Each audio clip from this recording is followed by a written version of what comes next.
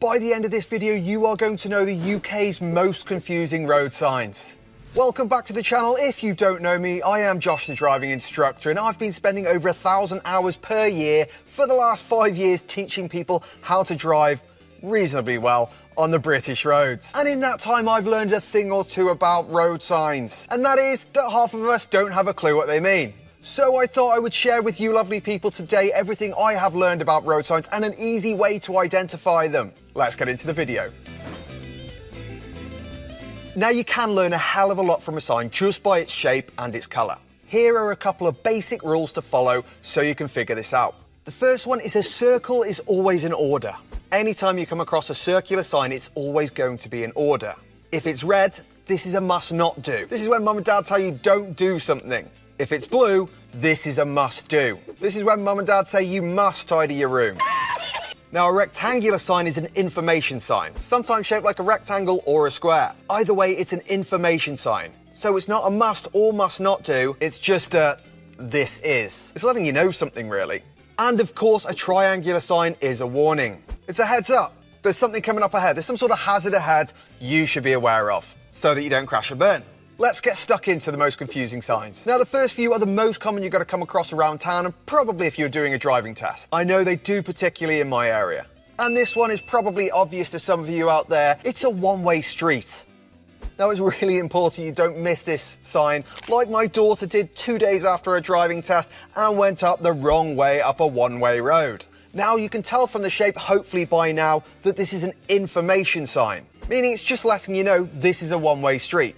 What's really important about a one-way street, particularly if you're doing your driving test, is the examiners will test you on your driving test to make sure that you position yourself on the right-hand side at the end of the road. This lets anyone behind you who's planning to turn left, they won't be blocked. You can get out the way of them by positioning on the right. If you position on the left and turn right at the end of a one-way street, this is bad. Now, next to this, we also have this sign, which is very similar. It's an arrow pointing forward. However, the shape of the sign is completely different. It's a circular sign, which, as we know, means you must do, you must obey. Now, the only real difference between these two signs is the one-way street is an information sign, whereas this sign is you have to go this direction. The circular sign you're going to find on roundabouts that are going to point to the left, or when you're turning from a side road onto a dual carriageway, which, funnily enough, my brother-in-law managed to miss up the A34, and next thing you know, he's wondering why headlights are coming at him. What a sponge. Yes, you, Nathaniel, if you're watching. Now, this sign really confuses the hell out of people. It's a circular sign straight away, so we know this must be in order. We have to do it. But the colours on it are all sorts of different. This sign means national speed limit. This is where it gets confusing. The national speed limit in the UK for a single carriageway is 60 miles per hour and 70 miles per hour for a dual carriageway. At the moment, still pretty simple, until we ask, well, what's the difference between a single and a dual carriageway? The most common answer is 2 lanes or 1 lane, but that's not correct. It's actually in the wording dual, meaning 2, carriageway, road. What used to go up roads? Carriages. So you need 2 separate roads, meaning that you need a solid barrier down the middle of a road in order to separate it into 2 roads. If it's just white lines, this isn't a dual carriageway. It has to be a completely solid barrier. You can also do 70 miles per hour on most unmarked motorways. Of course, there may be signs that say adjust your speed otherwise, especially with our smart motorway, so keep an eye on that. Now, these 2 signs can be a little bit confusing as well. We have the first one, which is a rectangular sign with a large arrow pointing forward and a small arrow pointing back. Shape of the sign says this is information. The larger arrow is the way we're pointing, forward, which means we have priority over oncoming traffic. Now, of course, if someone's already coming through the small gap, we don't try and block them in. It just really means don't take the piss.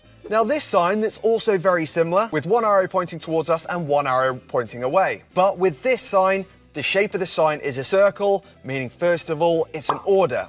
It's also in a red circle, meaning we should not do it. And in this situation, the smaller line is pointing ahead, which is us, while the larger line is coming at us, showing that the oncoming traffic has priority and we have to obey.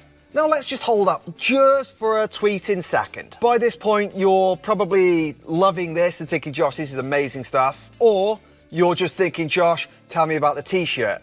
If you're thinking you want a beautiful t-shirt just like this, head over to QWERTY and don't forget the code JOSHTDI for some discount.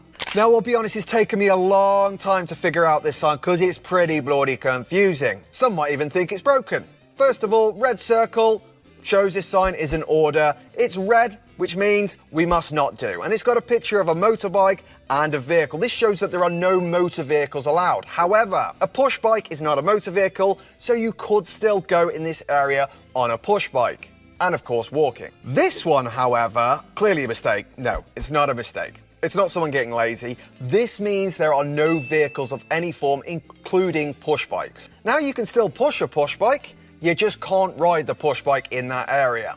But a very confusing sign all the same. This zone might not be 24 hours a day. It should have a plate underneath it if it's not 24 hours, so have a look for that. Now, if you know me, you will know that I have an online driving course. So if you're learning to drive, have a look at the link there or have a look in the description. Everything you need to pass your driving test all in one place.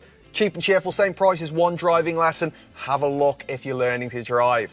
Now, once again, we have two more rather confusing signs. What's the difference? Well, there is quite a big difference, and it kind of tells you in the number of lines. This first one has a cross in it, and it just means no stopping. You can't pull over on the side of the dual carriageway to answer the phone or call your mum and say, "Oh, mum, I forgot my lunch." That's not a good place to do that. The second one, very similar with just one cross, means no waiting, which means you can drop people off if you need to. If you want to pull over on the side of the road, drop someone off, that's absolutely fine, but you can't wait in that area. Easiest way to remember this, one cross means you can stop if you need to, but you can't stay there. Two crosses, you can't stop at all. Two crosses, super bad. And two more rather confusing signs. I mean, why do they make them so similar? This one over here is showing you that the road is actually going to begin to narrow. So you still have one lane on both sides of the road, but it's getting a lot narrower, which means you might need to adjust your speed and pay a bit more attention. The second one is showing that two lanes are actually merging into one. Meaning if there's a car next to you, you need to be aware of your mirrors and be aware that you're going to need to merge in together nice and gently. Now, you don't often see this sign, or I don't often see it, but I do know a few areas, particularly one on a driving test, where there is this sign. So we have an arrow pointing left. As you can see from the shape of it, it's a T-junction, but rather than you coming to the end of the road ahead of you and having to give way to everyone, it's actually a continuous road for you, so you can carry on to the left, while the smaller junction is having to give way to all the oncoming traffic. Luckily, being one of the UK's most confusing road signs, it's also one of the least common, so you shouldn't need to decipher it on your daily drive. Now, this is my favourite sign, and I'll tell you why it's my favourite. It's my favourite sign because it's the only sign on 2 or 3 occasions that have led my students to go on the wrong side of the road and just try and turn up the wrong side of a junction and scare the hell out of me. Now, far more entertaining than it was at the time. If you're confused, and this is particularly important when you get to big crossroads where you've got like 8 different roads, 8 different directions, you're turning right, there's no one else on the road, and you're thinking, crap, which lane do I go in? Look for this sign. If you see this sign, this is showing you where you have to be. If you go on the other side of the sign, that's going to be really bad because that's where the oncoming cars are always going to be coming. Now, if you see this sign, this means vehicles can pass on either side of this sign. Sometimes there'll be a fork in the road. You can use either side to carry on onto the road that you were originally going on. And you're going to reach the same destination. Not massively common. I can think of one on the M6. I bet you've got one in your area. Let me know in the comments if you've seen this sign. Now, you're only going to really see this sign in sort of villages, small, pretty little villages in that sort of area, and it's risk of grounding. It means if you go over this, you may get stuck in the middle of it. If you're learning to drive with mum and dad or just doing a bit of driving at home, or you just need a short-term policy, have a look at Go Shorty. You will get a quote in 30 seconds flat. If you've enjoyed this video, why not have a look at road signs made simple? I am Josh, your driving instructor, and I'll see you all soon. Boom!